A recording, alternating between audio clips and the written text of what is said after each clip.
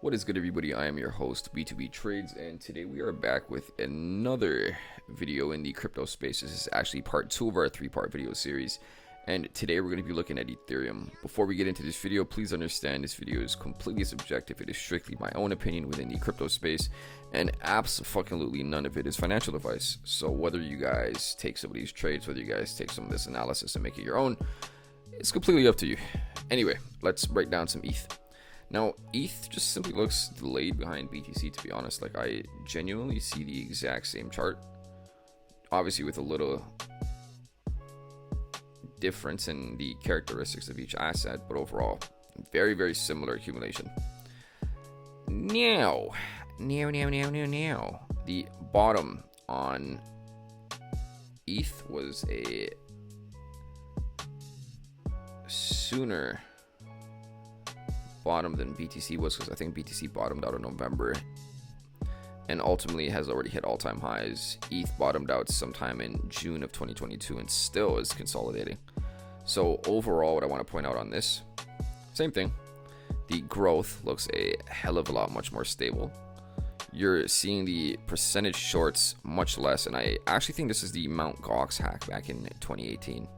So I think there's obviously a story behind this, and this was just prices being overvalued. But in this case, I do think this is the Mt. Gox hack, if I'm not mistaken. So everything just looks more stable. Regulations are becoming a lot higher, and overall, I see cryptocurrency just continue. I see cryptocurrency continuing to stabilize years down the line. But overall, let's break down some price action on ETH. So these are potentially the lows, very similar to BTC. Again, very similar to BTC, we have a lot of this confusing price action. Within here is really where that first accumulation started. Price went and broke out.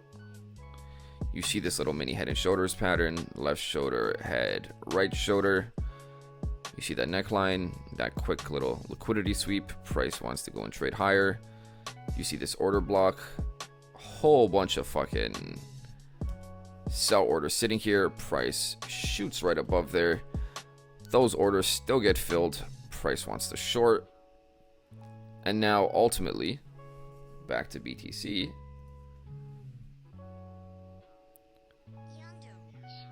If this was just one huge accumulation, right? I actually think this is a completely different BTC.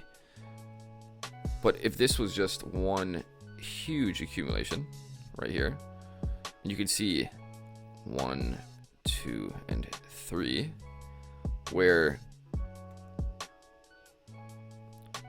Ethereum is in a very similar spot right here. So we go capture all of that inner liquidity here. And this is really simple. You see a huge short within the markets, you just go and buy it. Simple as that. But now you're focusing on the larger accumulation side of things here, basically. I hated that I actually drew that all out like that. Let's just Control Z this bitch. Perfect. Wow, I did not expect that to work, honestly. So the accumulation that you're kind of looking at now, because all of these other smaller ones are irrelevant, is this huge one right here. So that's your head, that's your left shoulder, that's your right shoulder. Here is your neckline, all of that liquidity that sits above here. And ultimately, since BTC is extremely bullish, I think whenever BTC starts to die down and these big whales start to take the profits, it is all going to be pushed into where altcoins such as Ethereum and Solana. Now, I hadn't even got into any of the EMA stuff. I haven't even gotten into just the actual analysis on ETH, but I personally think that's okay. I think so long as you know that if you see an 80% plus short on any fundamentally strong asset within the crypto space, I think if you see lows bottoming out, that we continuously create new internal highs that looks pretty healthy to trade into new highs someday. I think that's really all you need to know within the crypto space, alongside the other little liquidity pockets just being built up on your chart to day trade them and how to spot liquidity sweeps like I just showed you.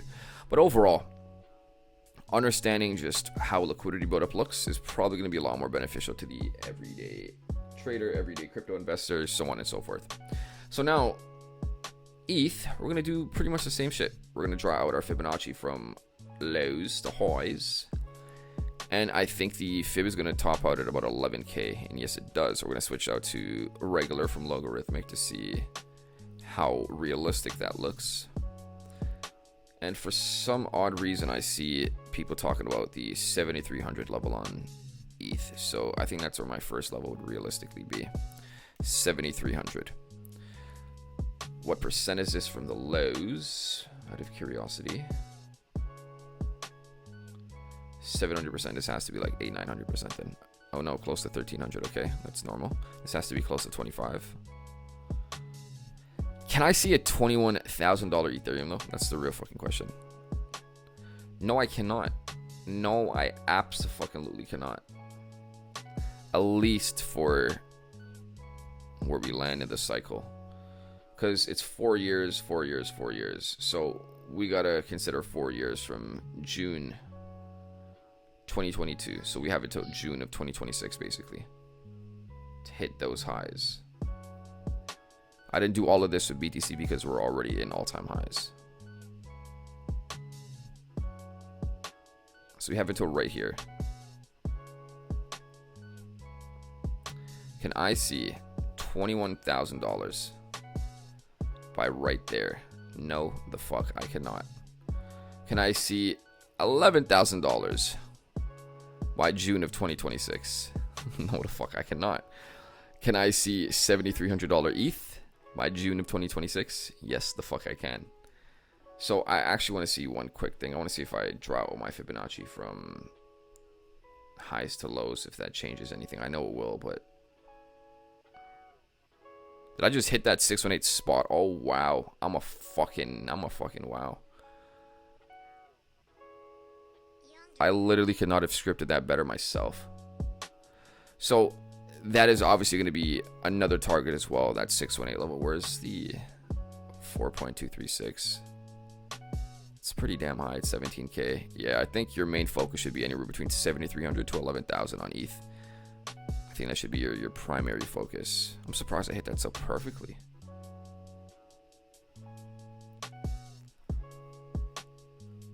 So 1 and ultimately 11,000, whatever it was, would be my two targets.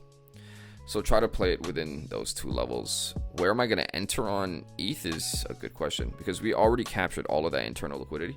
So this move is primed to just go higher already. Like, we don't really have to wait on anything.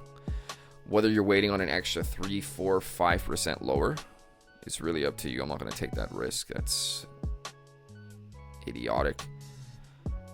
To see if you can wait to hit another 10, 20% more. Yeah, not within my cards. Definitely not. So I think I'm gonna spot trade this. I'm already in some trades now. But I think if I'm, you know what? No, I'll save the long position just for Discord members. I'll save my entry strategy and my leverage strategy for Discord members in a new video. But overall, those are my two price targets between 73 and 11.3. I know it's a big jump, but overall, anywhere between here and here is really where I can see ETH topping out at. Truthfully, the patterns on BTC and ETH are all fairly similar. I can read this like it's the back of my hand. I've definitely read the crypto markets enough to understand them. So you're looking at maybe another 140% to another 266% on the long side if you guys are bulls, just trading the spot price of ETH, no leverage, no anything like that. So could be a nice little setup for somebody watching this video who ultimately wants to get into the crypto space, but does not know when to buy, or more importantly, sell, because everything looks bullish. Right now, theoretically speaking, you could buy, and if price goes up, you're gonna make some money. But to really maximize some of that potential as a whole, you're gonna need to know where to buy in at a very specific level. And since you guys already have these sell levels, at least you guys are able to maneuver within the markets if they continue to go up. So that is the Ethereum video for you guys. Stay tuned for the Solana video in a minute or two. And I will see you guys in the next video. Take care, guys. Peace.